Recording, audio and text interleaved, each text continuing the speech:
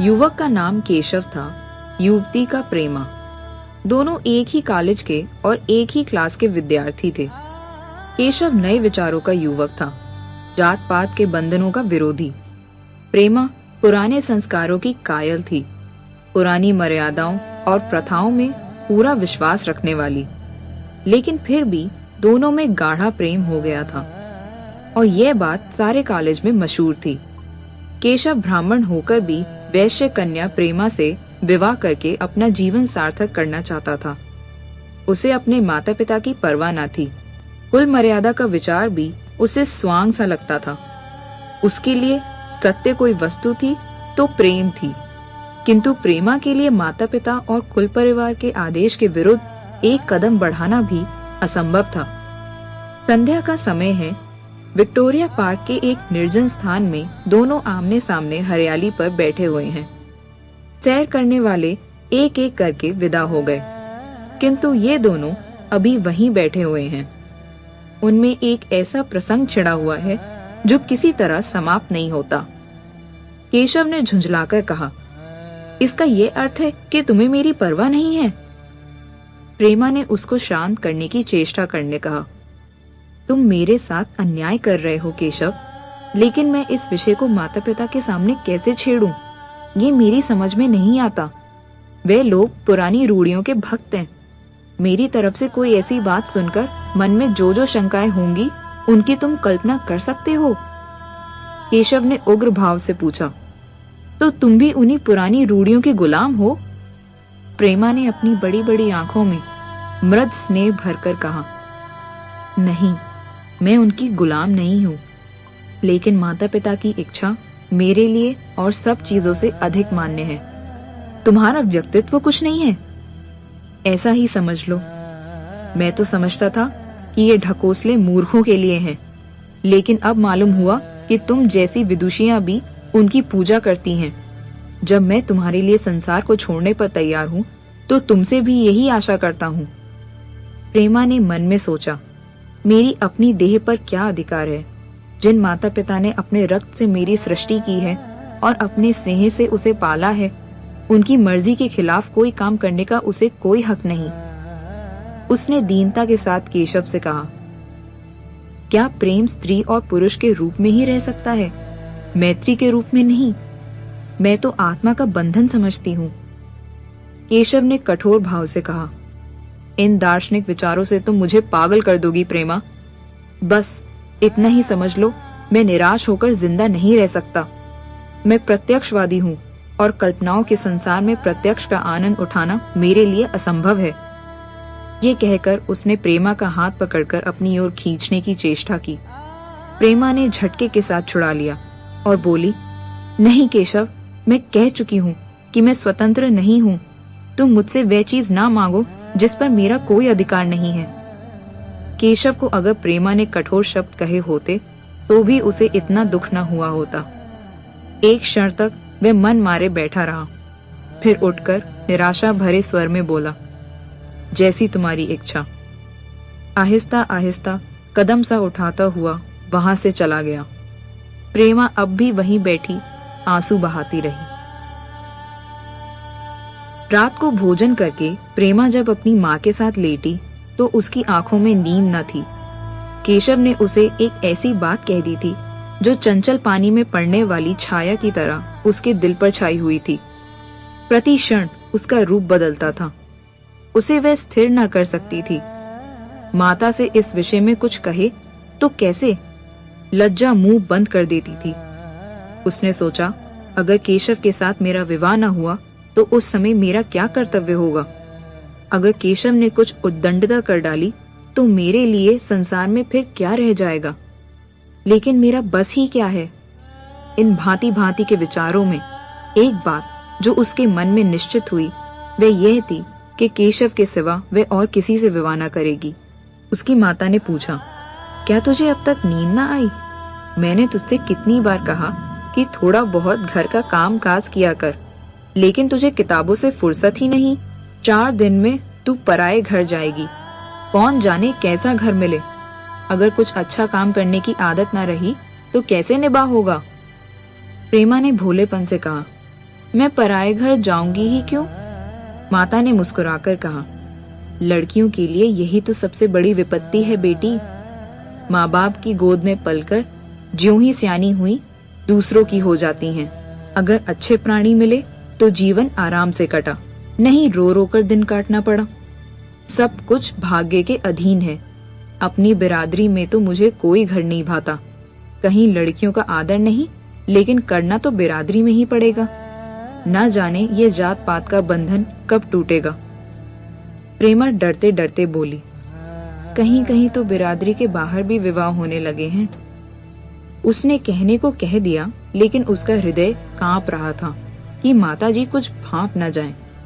माता ने विस्मय के साथ पूछा, क्या हिंदुओं में ऐसा हुआ है? फिर उसने आप ही आप उस प्रश्न का जवाब भी दिया, और 2-4 जगह ऐसा भी हो गया तो उससे क्या होता है? प्रेमा ने इसका कुछ जवाब न दिया। भय हुआ कि माता कहीं उसका आशय समझ न जाए। उसका भविष्य एक अंधेरी खाई की तरह उसके सामने मुंह खोले खड़ा था, मानो उसे निगल जाएगा। उसे न जाने कब नींद आ गई। प्रातःकाल प्रेमा सोकर उठी तो उसके मन में एक विचित्र साहस का उदय हो गया था। सभी महत्वपूर्ण फैसले हम आकस्मिक रूप से कर लिया करते हैं, मानो कोई दैवी शक्ति हमें उनकी ओर खींच ले जाती है। वही हालत प्रेमा की थी। कल तक वे माता पिता के निर्णय को मान्य समझती थी, पर संकट को सामने देखकर उसमें उस वायु की हिम्मत पैदा हो गई थी जिसके सामने कोई पर्वत आ गया हो।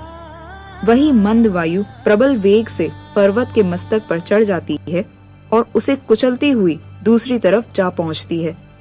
प्रेमा मन में सोच रही थी, माना ये देह माता पिता की है, किंतु आत्मा तो मेरी है। मेरी आत्मा को जो कुछ भुगतना पड़ेगा वह इसी देह से तो भुगतना पड़ेगा। अब वह इस विषय में संकोच करना अनुचित ही नहीं, घातक समझ रही थी। अपने जीवन को क्यों एक झूठे सम्मान पर बलिदान करे? उसने सोचा, विवाह का आधार अगर प्रेम न हो तो वह देह का विक्रिय है। आत्मसमर्पण क्यों बिना प्रेम के भी हो सकता है? इस कल्पना ही से कि ना जाने किस अपरिचित युवक से उसका विवाह हो जाएगा, उसका हृदय विद्रोह कर उठा। वह अभी नाश्ता करने कुछ पढ़ने आ रही थी कि उसके पिता ने प्यार से पुकारा, मैं कल तुम्हारे प्रिंसिपल के पास गया था, वे तुम्हारी बड़ी तारीफ कर रहे थे। प्रेमा ने सरल भाव से कहा, आप तो यूं ही कहा करते हैं। नहीं, सच। ये कहते हुए उन्होंने अपनी मेज की दरार खोली और मखमली चौखटों में जड़ी हुई एक तस्वीर निकालकर उसे दिखाते हुए बोले, ये लड़का ICS के इम्तिहान में प्रथम आया है, इसका नाम तो तुमने सुना होगा। बूढ़े पिता ने ऐसी भूमिका बांध दी थी कि माँ उनका आशय न समझ सकी, लेकिन प्रेमा भांप गई। उसका मन तीर की भांति लक्ष्य पर जा पहुंचा। उसके बिना तस्वीर की ओर देखे ही कहा, नहीं, मैंने तो उसका नाम नहीं सुना। पिता ने बनावटी आश्चर्य से कहा, क्या तुमने उसका नाम ही नहीं सुना? आज के दैनिक पत्र में उसका चित्र और जीवन वृत्तांत छपा है। प्रेमा ने रुखाई से जवाब दिया, होगा, मगर मैं तो उस परीक्षा का कोई महत्व नहीं समझती। मैं तो समझती हूँ जो लोग इस परीक्षा में बैठते हैं वे पल्ले सर के स्वार्थी होते हैं। आखिर उनका उद्देश्य इसके सिवा और क्या होता है कि अपने गरीब निर्धन दलित भाइयों पर शासन करें और खूब धन संचय करें। यह तो जीवन का कोई ऊंचा उद्देश्य नहीं है। इस आपत्ति में जलन थी, अन्याय था, निर्दयता थी। पिताजी ने समझा था प्रेमा ये बखान सुनकर लट्टू हो जाएगी। ये जवाब तीखे स्वर में बोले, तो तू ऐसी बातें कर रही है जैसे तेरे लिए धन और अधिकार का कोई मूल्य ही नहीं। प्रेमा ने ढिठाई से कहा, हाँ, मैं तो इसका मूल्य नहीं समझती। मैं तो आदमी में त्याग देखती हूँ। मैं ऐसे युवक को जानती हूँ जिन्हें ये पद जबरदस्ती भी दिया जाए तो स्वीकार न करेंगे। पिता ने उपहास के ढंग से कहा, यह तो आज मैंने नई बात सुनी। मैं तो देखता हूँ कि छोटी छोटी नौकरियों के लिए लोग मारे मारे फिरते हैं। जरा उस लड़के की सूरत देखना चाहता हूँ जिसमें इतना त्याग हो। मैं तो उसकी पूजा करूंगा। शायद किसी दूसरे अवसर पर यह शब्द सुनकर प्रेमा लज्जा से सिर झुका लेती, पर इस समय उसकी दशा उस सिपाही की सी थी जिसके पीछे गहरी खाई हो। आगे बढ़ने के सिवा उसके लिए और कोई मार्ग न था।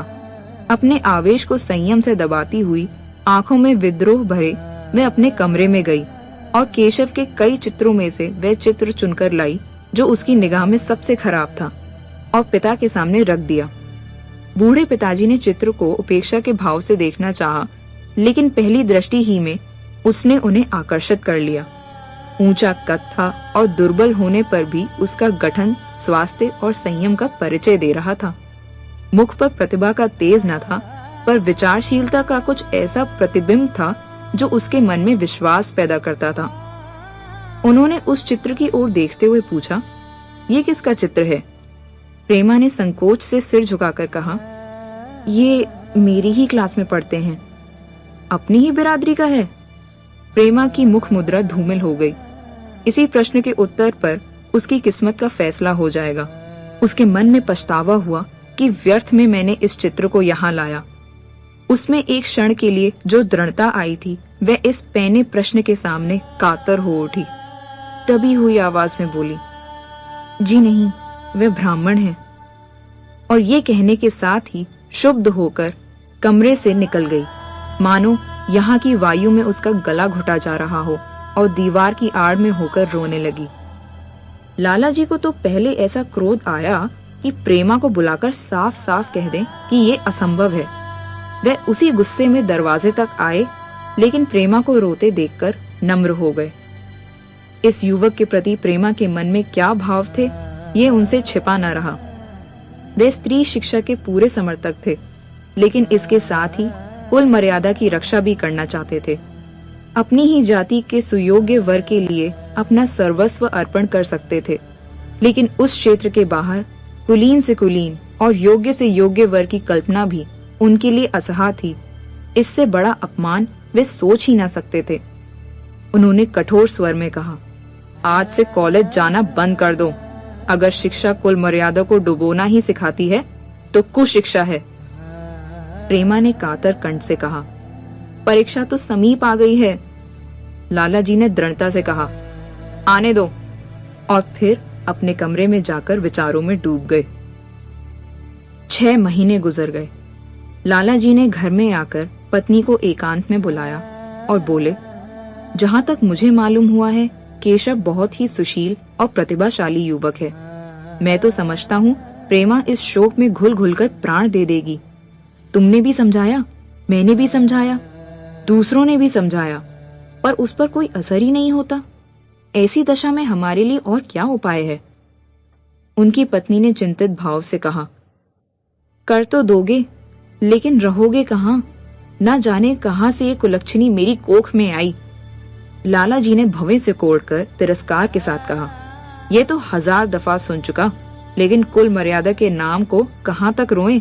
चिड़िया का पर खोलकर ये आशा करना कि तुम्हारे आंगन में ही फुदकती रहेगी, भ्रम है। मैंने इस प्रश्न पर ठंडे दिल से विचार किया है और इस नतीजे पर पहुंचा हूँ कि हमें इस आत्मधर्म को स्वीकार कर लेना ही चाहिए। कुल मर्यादा के नाम पर मैं प्रेमा की हत्या नहीं कर सकता। दुनिया हंसती हो हंसे, मगर वह जमाना बहुत जल्द आने वाला है जब ये सभी बंधन टूट जाएंगे। आज भी सैकड़ों विवाह जात पात के बंधनों को तोड़कर हो चुके हैं। अगर विवाह का उद्देश्य स्त्री और पुरुष का सुखमय जीवन है, तो हम प्रेमा की उपेक्षा नहीं कर सकते हैं। वृद्धा ने शुद्ध होकर कहा, जब तुम्हारी यही इच्छा है, तुम मुझसे क्यों पूछते हो?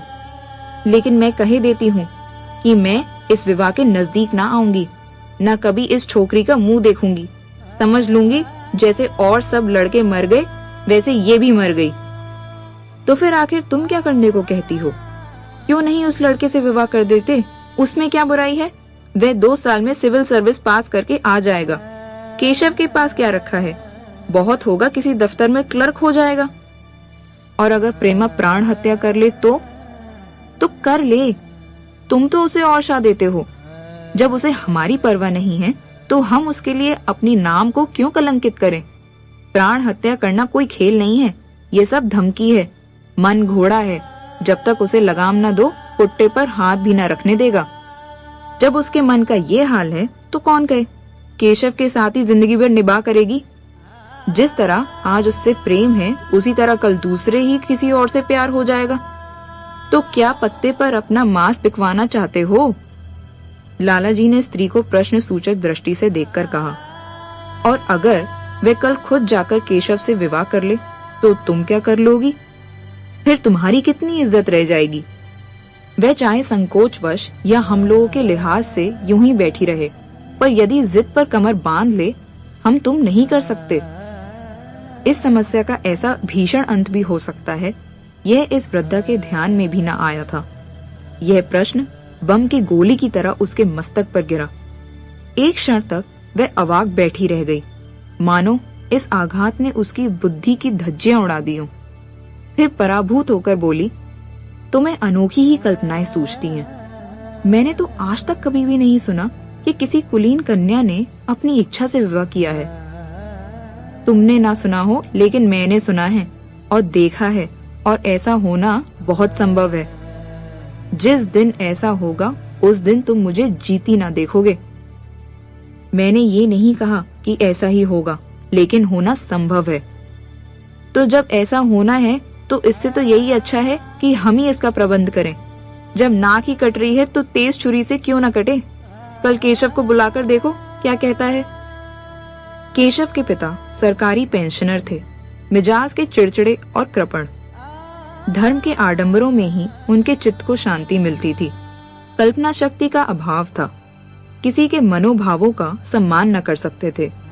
वे अब भी उस संसार में रहते थे जिसमें उन्होंने अपने बचपन और जवानी के दिन काटे थे। नवयुग की बढ़ती हुई लहर को वे सर्वनाश कहते थे, और कम से कम अपने घर को दोनों हाथों और दोनों पैरों का जोर लगाकर उससे बचाए रखना चाहते थे। इसलिए जब एक दिन प्रेमा के पिता उसके पास पहुँचे और केशव से प्रेमा के विवाह का प्रस्ताव किया, तो बूढ़े पंडित जी अपने आप में न रह सके। धुंधली आंखें फाड़कर बोले, आप भंग तो नहीं खा गए हैं? इस तरीके का संबंध और चाहे जो कुछ हो, विवाह नहीं है। मालूम होता है आपको भी नए जमाने की हवा लग गई। बूढ़े बाबूजी ने नम्रता से कहा, मैं खुद ऐसा संबंध नहीं पसंद करता।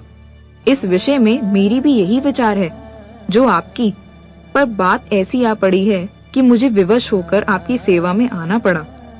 आजकल के लड़के और लड़कियां कितने स्वेच्छा विचारी हो गए हैं, ये तो आप जानते ही हैं।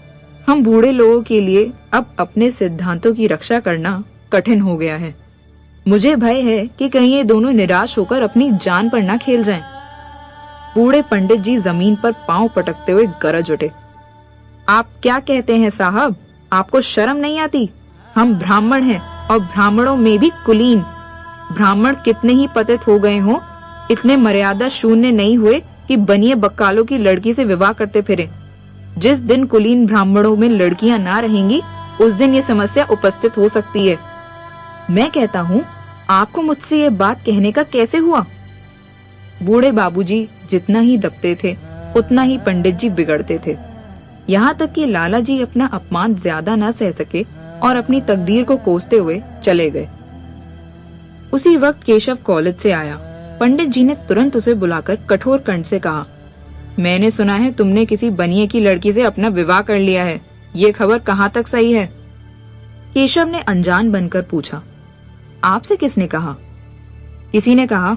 मैं पूछता हूँ, ये बात ठीक है या नहीं? अगर ठीक है और तुमने अपनी मर्यादा को डुबाना निश्चय कर लिया है, तो तुम्हारे लिए हमारे घर में कोई स्थान नहीं। तुम्हें मेरी कमाई पर एक ढेला भी नहीं मिलता। मेरे पास जो कुछ है वे मेरी अपनी कमाई है। मुझे अख्तियार है कि मैं उसे जिसे चाहूँ दे दूं। तुम ये अनीति करके मेरे घर में कदम नहीं रख सकते। केशव पिता के स्वभाव से परिचित था। प्रेमा से उसे प्रेम था। वह गुप्त रूप से प्रेमा से विवाह कर लेना चाहता था। बाप हमेशा तो बैठे ना रहेंगे। माता के स्नेह पर उसे विश्वास था। उस प्रेम की तरंग में वह सारे कष्टों को झेलने के लिए तैयार मालूम होता था। लेकिन जैसे कोई कायर सिपाही बंदूक के सामने जाकर हिम्मत खो बैठता है और कदम पीछे हटा लेता है, वही दशा केशव की हुई। वह साधारण युवकों की तरह सिद्धांतों के लिए बड़े बड़े तर्क कर सकता था, जबान में उनकी अपनी भक्ति की दुहाई दे सकता था, लेकिन इसके लिए यातनाएं झेलने की सामर्थ्य उसमें ना थी। अगर वह अपनी जिद पर अड़ा और पिता ने भी अपनी टेक रखी, तो उसका कहाँ ठिकाना लगेगा? उसका जीवन नष्ट हो जाएगा। उसने दबी जबान में कहा, जिसने आपसे ये कहा है बिल्कुल झूठ कहा है। पंडित जी ने तीव्र नेत्रों से देखकर कहा, तो ये खबर बिल्कुल गलत है? जी हाँ, बिल्कुल गलत। तो तुम आज ही इसी वक्त उस बनिया को खत लिख दो और याद रखो कि अगर इस तरह की चर्चा फिर कभी उठी तो तुम्हारा सबसे बड़ा शत्रु होऊंगा। बस जाओ। केशव और कुछ न कह सका। वह वहां से चला तो ऐसा मालूम होता था कि पैरों में दम ही ना हो। दूसरे दिन प्रेमा ने केशव के नाम ये पत्र लिखा। प्रिय केशव, तुम्हारे पूज्य पिताजी ने लाला जी के साथ जो अशिष्ट और अपमानजनक व्यवहार किया है, उसका हाल सुनकर मेरे मन में बड़ी शंका उत्पन्न हो रही है। शायद उन्होंने तुम्हें भी डांट फटकार बताई होगी। ऐसी दशा में मैं तुम्हारा निश्चय सुनने के लिए विकल हो रही हूँ। तुम्हारे साथ हर तरह का कष्ट झेलने को तैयार हूँ। मुझे तुम्हारे पिताजी की संपत्ति का मोह नहीं है। मैं तो केवल तुम्हारा प्रेम चाहती हूँ और उसी में प्रसन्न हूँ। आज शाम को यहीं आकर भोजन करो। दादा और माँ दोनों तुमसे मिलने के लिए बहुत इच्छुक हैं। मैं वह स्वप्न देखने में मग्न हूँ जब हम दोनों उस सूत्र में बंध जाएंगे जो टूटना नहीं जानता, जो बड़ी से बड़ी आपत्ति में भी अटूट रहता है। तुम्हारी प्रेमा। संध्या हो गई और इस पत्र का कोई जवाब न आया। उसकी माता बार बार पूछती थी, केशव आए नहीं? बूढ़ी लाला भी द्वार की ओर आंख लगाए बैठे थे। यहाँ तक कि रात के 9 बज गए पर ना तो केशव ही आए ना उनका पत्र। प्रेमा के मन में भांत भांति की संकल्प विकल्प उठ रहे थे। कदाचित उन्हें पत्र लिखने का अवकाश न मिला होगा या आज आने की फुर्सत न मिली होगी। कल अवश्य आ जाएंगे।